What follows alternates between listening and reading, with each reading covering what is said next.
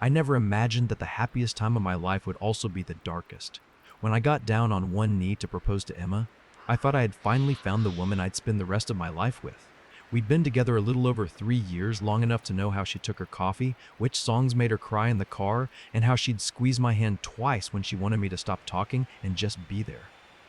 I proposed on the pedestrian bridge that crosses the river downtown, string lights glowing behind us, a busker playing a cover of Can't Help Falling in Love.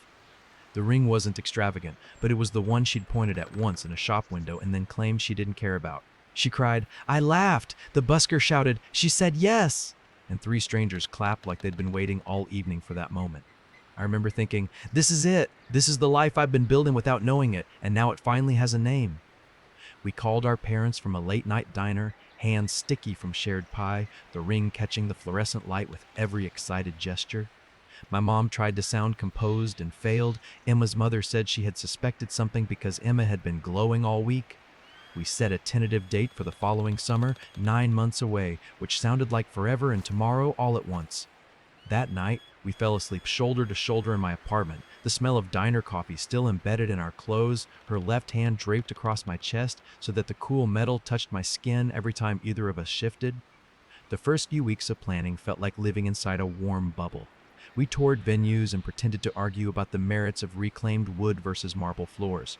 She had a Pinterest board that could have fed a small server farm.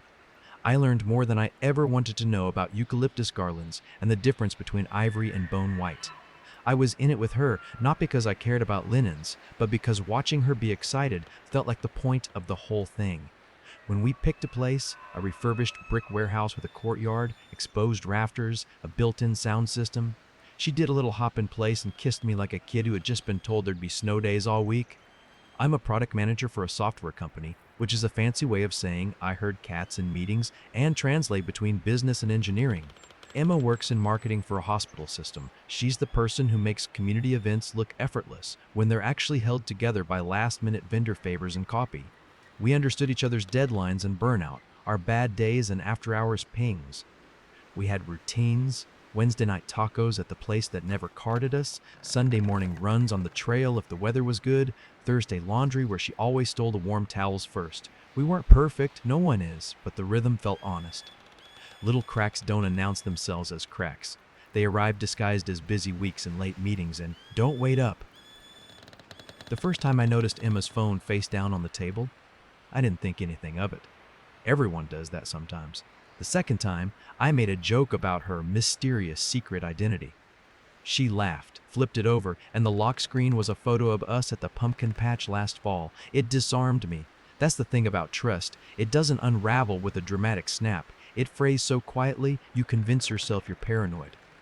I told my best friend, Eric, that the planning was a lot, but good. He was going to be my best man, a role he immediately took too seriously by constructing a shared Google Doc titled Operation Ring Bear. He'd known me since freshman year of college. We'd been each other's couch to crash on, emergency contact, and bailout text more times than I can count. He liked Emma, genuinely. Everyone did. She was warm and witty and the kind of person who remembered a stranger's dog's name 6 months later. If you'd told me then that I'd end up memorizing the way her lies looked when they were still new, I wouldn't have believed you. The first real sting came one Friday. Emma said she had a work happy hour for a new campaign launch and might be late. No big deal. I planned to pick up groceries and cook, one of the few domestic things I do with any flare pan seared salmon, asparagus, risotto from a box elevated by butter and thyme. I sent her a picture of the wine breathing and a stupid caption about it being ready to gossip. She heart reacted and said she'd be home by 8. At 9, she texted, "Running late, don't wait up," with a smiley that didn't match the message. I ate alone, got too full, and put her plate in the fridge. She got home after midnight, shoes in her hand, tiptoeing like she was in a sitcom about hiding from a parent. I wasn't asleep. She startled when she saw me on the couch. "Hey, you're up!" She dropped her heels on the mat and poured water with the sink running too long. I asked how the happy hour was and she said, "Fine," loud. We went to Haymaker. Haymaker is in the trendy strip where my company also drinks. I asked who was there. She listed names I recognized, then inserted one I didn't. Dan was there. He's new. From the agency. She didn't linger on the name, and I didn't give it weight. I kissed her on the forehead. She smelled like citrus and someone else's cologne from a hub too long or a crowded bar. I'm not proud of this, but I told myself it was nothing because I was too in love for it to be anything. The next morning, Emma was soft with me in a way that made me feel foolish for feeling anything but lucky. We went to our venue's open house to meet the AV manager and sample appetizers. She looped her arm through mine and compared napkins like they were a leaderboard. "Do you think the slideshow should be during dinner or before speeches?" she asked, already deciding. I said before speeches. I pictured photos of us as kids dissolving into our awkward teenage years, then into the people we became for one another. She squeezed my arm twice, our little code for good call. 2 weeks later, cracks widened in places I couldn't ignore. We were at the dining table, laptops open, comparing guest lists. Emma's phone was near the charger with the screen up. A text preview rolled in from D with a heart and a winking face. "Not Dan, just D," it said. "Last night was dangerous. Can't stop thinking about you." My stomach dropped even before the rationalizations could marshal themselves. I felt heat rise from my collarbone to my ears. She saw me looking, and in a single motion lifted the phone and slid it into her lap. "Work thing," she said too quickly. "Our designer, she's dramatic." Her smile was practiced but not perfect. A corner threatened to collapse. I nodded like I believed her. I told a joke about dramatic designers. Then I excused myself to get more water and spent a full minute in the kitchen staring at the microwave clock, listening to my pulse in my teeth. It's funny what you remember from shock. The exact way the cheap LED bulb flickered above the sink. The way the refrigerator gasket made a little suction sigh when it sealed. How the glass was too cold and sweating and my hand wouldn't stop wiping condensation. I wanted to march back in and say, "Hand me the phone." I wanted to pretend I was the person who didn't need to march anywhere because he already knew her well enough not to ask. I walked back and said nothing. The rest of the evening, I assembled charcuterie like it mattered where prosciutto went. I didn't sleep. I scrolled Instagram and noticed Emma had posted 2 stories from karaoke, one of her coworker Janelle belting out Lizzo, another of clinking glasses that zoomed just short of faces. In the margins of one, for half a second reflected in the window, I saw a guy's profile lean toward her in a way that made my skin prickle. The internet is great for pretending you aren't detective enough to ruin your peace. I flipped my phone face down and stared at the ceiling until gray light seeped through the blinds. I told Eric over burgers the next day. He went through the whole spectrum in 5 seconds. Surprise, anger, logistics. "Okay," he said, wiping his mouth with the paper towel like he was about to draft a plan. "Here are your options. Confront now and call it off. Confront and go to therapy if you even want that. Or say nothing and get married and hate yourself in 5 years. That's it." I nodded. He looked me in the eye. "You can't marry someone if you don't trust them. It'll eat you alive." He wasn't wrong. But there was a part of me that wanted something else. A hard clarity that would make it impossible for anyone, including me, to rewrite the story later. I needed proof that wasn't a suggestive text or a reflection in glass. I needed to see the whole picture, no matter how much it burned. I didn't go full spy. I didn't install software or track her location, but I paid attention. I noticed when she changed her passcode. I noticed the new perfume on a Tuesday. I noticed the way she started scheduling spin class at the same studio that happened to be near Haymaker, even though she hates spin and says it makes her feel like a hamster. I noticed the Uber charges to a boutique hotel we'd never stayed at, and the Apple Pay charges at a wine bar she had once told me was too loud to talk in. When I asked how spin class was, she rolled her eyes and said, "Brutal," in a joking way that felt scripted. When I asked what their class theme was, she said, Taylor Swift night, and when I made a dumb joke about them pedaling faster through All Too Well, she stared blankly for a second like she was buffering. The thing about gathering proof is that it changes you. Every time I came across another small piece, I felt something inside me rewire. Compassion began to calcify into resolve. Emma would curl into me in bed and I'd go rigid for a second, then force my body to relax like a hostage. I'd watch her in the bathroom mirror pin a gold hoop through her ear and think, who are you texting while I'm buying votive candles in bulk? 2 weeks after the first text from D, I saw his full name. It happened stupidly, casually, like betrayals often do. We were driving to her parents' house for Sunday dinner. Her phone was in the cup holder, map open, and the text banner popped up with a name, Dan H.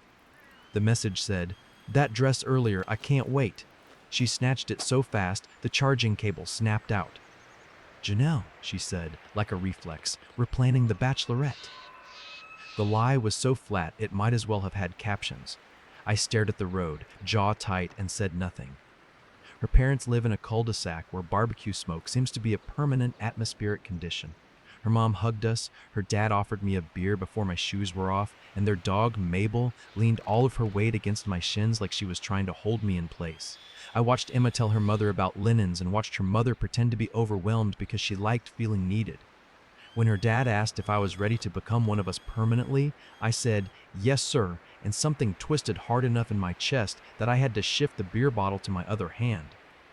That night, after the dishes and the easy family teasing about who would cry first at the ceremony, Emma and I drove home in a silence that had weight. I pulled into our building's garage and didn't turn off the engine right away. "Who is Dan?" I asked without drama. She closed her eyes once like the question was a bright light. "He's a guy at the agency," she said evenly. "He's helping with the campaign. He's flirty. It's nothing." I stared at her. "He texted you about a dress," she shot back, a little too fast. "We were talking about wardrobe options for the shoot." I sat there, listening to the idle hum of the engine. "If there's anything you want to tell me," I said, "now would be the time." She let 3 long seconds pass. "There's nothing to tell," she replied softly, reached over and put her hand on my knee. "I love you." The words used to land like a truth. That night, they felt like a bandage over a bullet wound. On Monday, I hired a private investigator. It felt dramatic and invasive and utterly unlike me. It also felt like the only way I would regain any sense of reality. I found a small firm that mostly does insurance fraud and spouse surveillance. The guy I'd be working with. Mark had the voice of a man who never wasted an adjective. He didn't gloat, didn't moralize. He said he'd need dates, routines, likely haunts, a photo. I sent him what I had. He told me to keep doing exactly what I'd been doing, nothing out of the ordinary, nothing that would make her alter her pattern. Those days were a study in pretending. I went to cake tastings and nodded at Swiss meringue buttercream like I had an opinion. I picked out groomsmen ties over lunch with Eric and made a joke about how bow ties make us look like a barbershop quartet. I met with the venue's AV guy, Sam, to talk through logistics, microphones, toasts, playlists, the slideshow. Sam was the kind of meticulous person you want running your soundboard. He showed me the booth, the backup laptop, how they prefer videos exported. We do couple slideshows, quick clips, highlight reels, he said. Whatever you want. I stood in that little glassed-in booth, looking out at the empty dance floor, and pictured a room full of people turning toward the projector as the first image flickered into view. I felt a chill, and for once, it wasn't because the venue's air conditioning was set to meat locker. The first update from Mark landed 2 days later. He emailed a short note and a private link. No commentary, no flourish, just timestamps and images. I opened it in the office break room, the one with the sad potted plant and the microwave that makes popcorn taste like old coffee. The first photo was of Emma leaving work, hair loose, smile slightly different from the one I knew well. The second was of her walking into a wine bar I recognized. The third was of her at a two-top with a man I had never met in my life and somehow already hated. He was good-looking in that agency way, tapered beard, cuffed sleeves, expensive watch pretending to be casual. The next sequence was them laughing, leaning in, his hand on her wrist, then on her knee. The last photo of the set had them standing outside the boutique hotel, a block away, her hand sliding down his arm as they went inside. I closed the laptop too fast, and it clapped like a book. I sat there staring at the laminate table and kind of forgot to breathe. After a minute, I texted Mark, "Thank you. Keep going." I walked to the bathroom, locked myself in a stall, and let my forehead rest against the cool tile. Rage is a clean flame when it finally catches. It doesn't need oxygen, it makes its own. That night, I reheated leftovers and said nothing. Emma told me an elaborate story about being stuck in an elevator with a patient transport team and how they had to pry the doors open, her voice carrying that performative sparkle she reserves for anecdotes she knows will get a laugh. I nodded and said, "That's wild," and pictured her pushing a different door open, laughing at something Dan said that she would never repeat to me. When she went to shower, I stood in our hallway looking at the gallery of frames we'd hung together, us at the coast. Us in the cheap stands at a baseball game, us holding each other with the kind of smile that assumes a future. I reached up and straightened one that had been a quarter-inch crooked for months, my fingers shaking. I told Eric everything. He showed up at my place with a six-pack and a bag of pretzels like those items were talismans. He watched the photos, jaw tightening. "You have to call it off," he said. I stared at the screen. "I will," I said, "but not yet." He looked at me like he didn't recognize me. "What are you going to do exactly?" I told him the outline. His face went from disapproval to a slow, dark smile that he quickly tucked away. "You're sure?" he asked. "I'm sure," he asked. I said. He ran his hand through his hair. "If you're going to do this, do it clean. No rage speech that makes you look unhinged. Facts, then exit." I nodded. "Facts, then exit." The next 2 weeks were a lesson in compartmentalization. In the mornings, I answered emails and held sprint reviews. At lunch, I forwarded invoices to my wedding spreadsheet with a calmness that felt like a lie. In the evenings, Mark sent me more. Thursday, Dan's car parked behind the same hotel, Emma entering from the side entrance, baseball cap low like a cliche. Saturday, brunch at a place across town with bottomless mimosas, sunlight slanting through the window, their heads close enough to share a joke I'd never hear. Monday, the two of them leaving a gym together, which stung in a stupid way because Emma hates the gym with me and always called it your weird happy place. I saved everything. I exported the images with timestamps. I pulled down screenshots of their public Venmo transactions, hers to him, a pizza emoji, his to her, a wine glass, and a flame. I printed the receipts from our joint card for the boutique hotel charges because she'd used our card without realizing. I reconcile statements like an old man. I labeled a folder on my desktop venue playlist and nested inside it a folder called slideshow, and inside that a subfolder with a bland name that meant nothing unless you were me and you had watched your life fold itself into two piles, the one you thought you were living and the one you actually were. I tried to pick a fight once just to see if she'd break. It was about nothing. The way she'd left makeup smudges on my white hand towel. I said something petty, she said something sharper. Then she did this thing she does when she doesn't want to engage. She tilted her head and softened her voice and said, "What's really going on?" I almost laughed. "What's really going on?" I repeated, and had to walk into the kitchen to stop myself from saying everything I'd been holding. She followed, wrapped her arms around me from behind, and rested her chin between my shoulder blades. "We're okay," she said, as if saying it could make it true. I stood there, feeling her heartbeat press into my back, and counted to 10. We had our tasting at the venue the following Wednesday. You'd think I'd cancel, but I didn't. The chef brought out miniature versions of the menu choices, and we talked about whether the steak should be medium or medium rare by default because of the old relatives. Sam, the AV guy, came in at the end to confirm our timing. "So, slideshow right before toasts," he said. "We'll have a clicker for you. Just hand the USB to me at rehearsal, and I'll load it into our system." "Do you have separate audio?" I said. "I'll bundle it." And he nodded, relieved to be dealing with someone who speaks file formats. He mentioned that their projector takes 1080p beautifully, 4K if you want to risk a stutter, and my brain seized on that little technical detail as a way to avoid thinking about what I was actually doing. 1080p is fine, I said, because nothing about this needed to be cinematic, to be devastating. On the way home, Emma squeezed my hand on the gear shift and said, "I can't wait to be your wife." And for a second, I nearly drove us into a median just to create a different calamity than the one we were heading toward. That night, she fell asleep fast, as she often does when she's exhausted from being the center of an event, and I lay next to her in the dark and rewrote my vows for the third time, this time with the understanding that I'd never say them in the way they were intended. Mark sent me 2 short videos the week before the wedding, nothing explicit, nothing I couldn't show a room without being the villain for forcing it on them. Just doorways and timelines and them holding hands like adolescents. It was enough. He asked if I needed more. I told him no. He told me he'd stop, and there was a kindness in that I didn't expect. "Good luck," he said, and those words felt like a benediction and a dare. I told my parents 2 days before because I couldn't stomach the idea of blindsiding them completely. We met at a coffee shop near their hotel. I showed them the folder on my laptop, my hand steady in a way that didn't match the rest of me. My mom put her hand over her mouth twice. My dad, who is not the hugging type, put his hand on my forearm and left it there. "You don't owe anyone this wedding," he said. I nodded. "I know." He waited for me to elaborate. I didn't. He looked at my mom. She looked back with 1,000 pleas in her eyes and then swallowed them. "Whatever you choose," she said, "we'll be in your corner." I didn't tell them the exact plan. I didn't want to give them complicity. I wanted to give them the choice to stand up and leave if they needed to. The rehearsal dinner was at a restaurant with exposed brick and a private room that smelled like rosemary and red wine. Emma wore a white dress that wasn't a dress so much as a promise to a dress. She looked beautiful in a way that made me angry for a second, because beauty is supposed to be honest. Her father clinked his glass and told a story about the time she tried to bake cookies at age 8 and used salt instead of sugar and made everyone eat one anyway, to be polite, damn it. Laughter rolled like a kindness we didn't deserve. Eric stood and made a short toast that was just the right mix of sweet and funny without tipping into roast, because he's good at reading a room. "Emma's maid of honor, Janelle," cried at her own joke. People hugged me and told me I was a lucky man. I said, "I know, so many times it stopped meaning anything." Emma and I went home to our separate bedrooms, a tradition she insisted on for the romance of missing you, and that I agreed to because it made practical sense in a condo with a pull-out couch.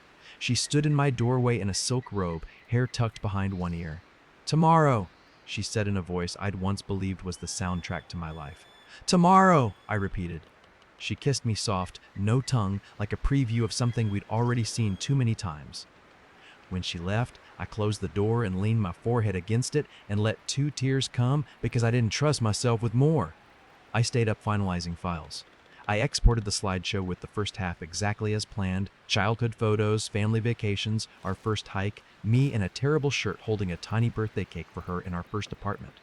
The music was the song from the busker, the cover version we found on Spotify that we'd both said made us annoyingly sentimental.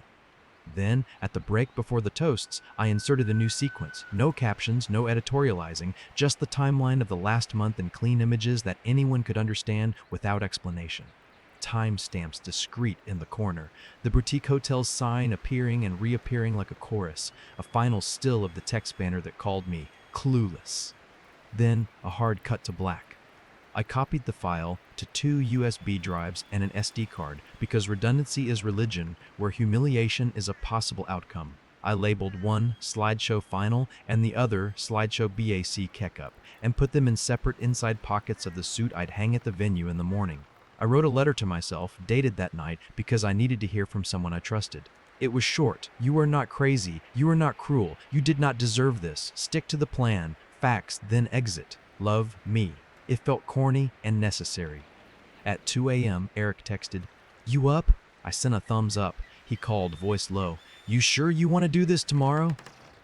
I looked at the drives on the table, at the stack of vows I wasn't going to use, at the suit bag by the door. "I'm sure," I said. He exhaled. "Okay, I'll be near the AV booth. If anything glitches, I'll stall with a dad joke." I laughed for the first time in 3 days.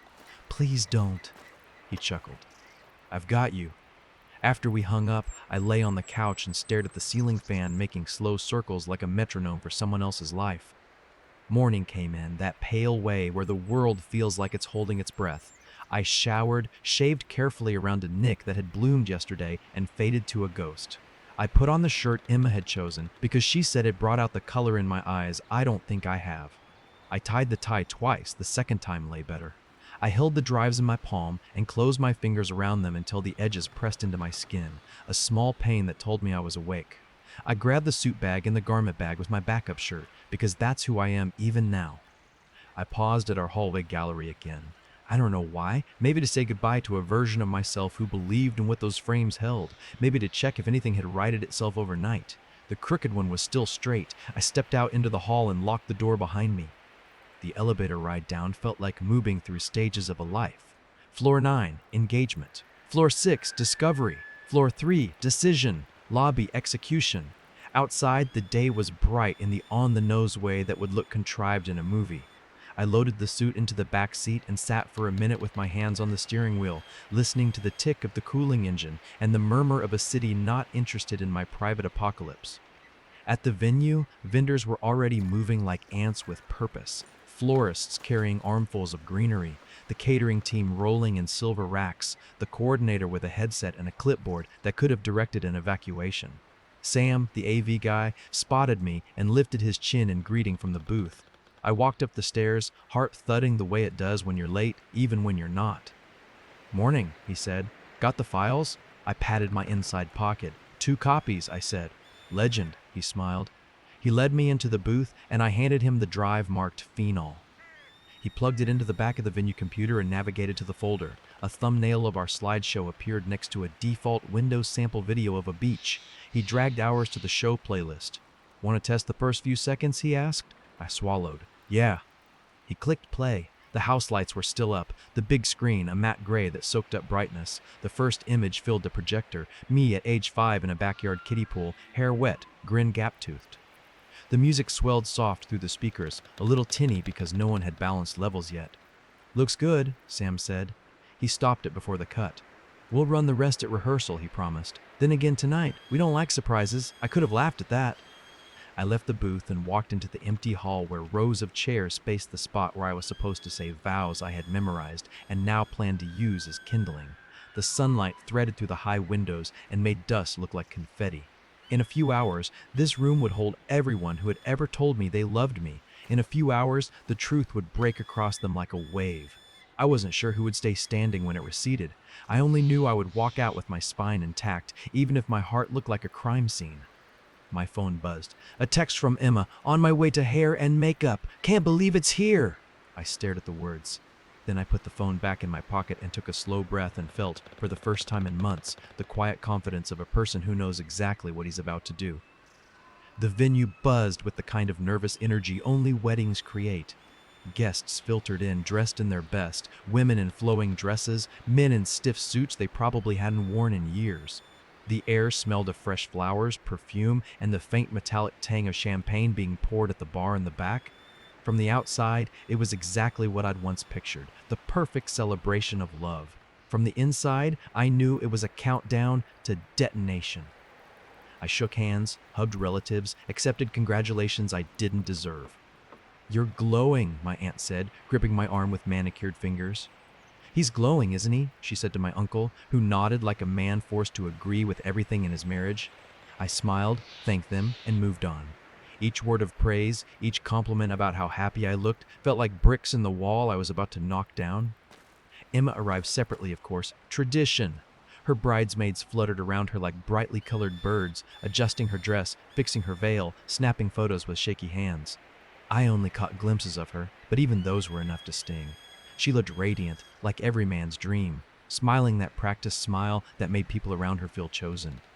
I heard gasps from guests as she walked through the back hallway toward the bridal suite. She knew how to command a room, even when no one but me knew the performance behind it. Eric found me just before the ceremony began. He clapped a hand on my shoulder and whispered, "You good?" His eyes searched mine, nervous in a way he rarely was. I nodded once, steady. "I'm ready." He held my gaze a second longer, then gave a short, grim smile. "Let's burn it down." The ceremony itself blurred. I stood at the altar. The officiant droned through the opening lines, and I watched Emma walk down the aisle on her father's arm. Gasps, murmurs of admiration, the click of cameras. It was everything she wanted. She looked straight at me, smiling like this was the culmination of every romantic comedy she'd ever made me sit through. My chest tightened, but not with love, with anticipation. The vows came and went. Her words, carefully memorized, painted us as a perfect couple. When it was my turn, I pulled the folded paper from my pocket. I read a version of vows I had written, stripped of the original tenderness, simple and short, just enough to pass unnoticed, promises vague enough not to betray the firestorm inside me. She never noticed the shift. When the officiant pronounced us husband and wife, she leaned in and kissed me with practiced grace, and the guests erupted into cheers. My lips touched hers, and I felt nothing, not even hate, just a hollow acknowledgement that this was the last time I'd ever kiss her. The reception was where the true performance began. The hall was glowing with candlelight, the air humming with chatter and the faint strains of the string quartet. Plates of food circulated, laughter rose and fell, champagne glasses clinked. To anyone watching, it was a flawless event. People leaned across tables to gossip about how beautiful Emma looked, how lucky I was. They had no idea. I ate little, drank less. I needed to stay sharp. Emma, meanwhile, played the role of perfect bride flawlessly. She posed for photos, dabbed her lips delicately after bites, whispered in my ear in a way that looked intimate but was just for show. Once, she leaned close and said, "We did it. Can you believe it?" I forced a smile, nodding, thinking, "Oh, I believe it. I've believed every second of what you've been doing." Finally, it was time for the toasts. The band quieted, the lights dimmed slightly, and the MC announced that the slideshow would play before the speeches. Guests clapped, excited for what they thought would be a sentimental journey through our lives. Emma beamed at me, squeezing my hand under the table. She whispered, "I can't wait to see what you put together." I turned my head, kissed her cheek, and said softly, "Neither can I." The first half of the slideshow played exactly as expected. Childhood photos, awkward teenage years, college graduation, pictures of us together, hiking trips, birthdays, Christmas with both our families. The music swelled, soft and romantic. Guests murmured, "Aw," at the right moments. Laughter rippled when a particularly embarrassing photo of me as a kid appeared. Emma dabbed at her eyes with a tissue, leaning against me as if the memories were overwhelming her with joy. And then it shifted. The screen cut to a time-stamped photo of Emma walking into the wine bar with Dan. Laughter died instantly. A ripple of confusion spread through the room. The next image appeared, the two of them at the table, heads close, his hand on hers. Gasps erupted. Emma froze, her smile stiffening before collapsing entirely. The slideshow continued mercilessly, each photo more damning than the last, leaving the hotel together, holding hands in broad daylight, sitting at brunch with mimosas. Silence fell heavy, broken only by the occasional whispered, "Oh my God." The final image appeared, the text message preview. "Only a few more weeks until I'm married. Can you believe he's still clueless?" The screen cut to black. For several long seconds, the room was silent. The only sound was the hum of the projector fan. Then, voices started. Confused, angry, shocked. Emma's mother gasped audibly, covering her mouth with her hands. Her father stood up, face pale, looking between me and his daughter like he couldn't make sense of the pieces. My own parent sat stone-faced, my mother's eyes glistening with tears not for Emma, but for me. Emma turned to me, her face white as her dress. "What? What did you do?" she whispered, voice trembling. I stood slowly, the microphone waiting at the head table. I picked it up, my hands steady. I looked out at the sea of faces, friends, family, co-workers, all staring at me with wide eyes. "I want to thank you all for being here today," I began, my voice calm, carrying easily through the speakers. "I know you came to celebrate love. I wish that's what this was." I paused, scanning the room. But unfortunately, the woman I thought I was marrying has been lying. What you just saw isn't a mistake, or Photoshop, or a misunderstanding. It's the truth. A murmur rolled through the crowd, people shaking their heads, whispering furiously. Emma stood, grabbing my arm. "Stop it, please!" she hissed, her face flushed with panic. I gently pulled my arm away. "You wanted this wedding, Emma," I said quietly enough for her to hear, but loud enough to carry. "I gave you exactly what you wanted, the whole audience." She started crying, turning toward her parents. "Mom, Dad, it's not. He's twisting things. Her father's voice cut through like a knife. "Sit down, Emma." It wasn't loud, but it carried authority that silenced her instantly. I looked back at the guests. "I'm not staying for dessert, or the dancing, or the rest of the night. But I wanted you all to know why. This marriage ends here, tonight. There won't be another chapter." I set the microphone down gently, the dull thump echoing in the hushed room. Gasps, whispers, the rustle of people shifting in their seats filled the silence. Emma collapsed back into her chair, sobbing, makeup streaking down her face. Her bridesmaids hovered, unsure whether to comfort her or stay back. Eric appeared at my side, steadying me with a hand on my shoulder. "Come on," he murmured. Together, we walked out. I didn't run. I didn't slam doors. I walked with my head high, my spine straight. Behind me, I could hear the chaos erupt, voices raised, accusations flying, Emma wailing. But I didn't turn back. Not once. Outside, the cool night air hit me like freedom. I inhaled deeply, feeling the weight of months lift off my chest. Eric handed me his car keys. "Let's go," he said simply. We drove in silence for a while. My phone buzzed, nonstop calls, texts, voicemails, but I didn't check it. Not yet. I stared out the window, watching the city lights blur past, and felt something I hadn't in weeks: peace. The next day, the fallout was everywhere. Emma's parents called my parents to apologize, their voices heavy with shame. My inbox was full of messages from guests, some expressing support, some demanding explanations, some just stunned. Emma tried to call me dozens of times. I didn't answer. She sent long texts, begging for forgiveness, insisting it didn't mean anything, swearing she still loved me. I deleted them all unread.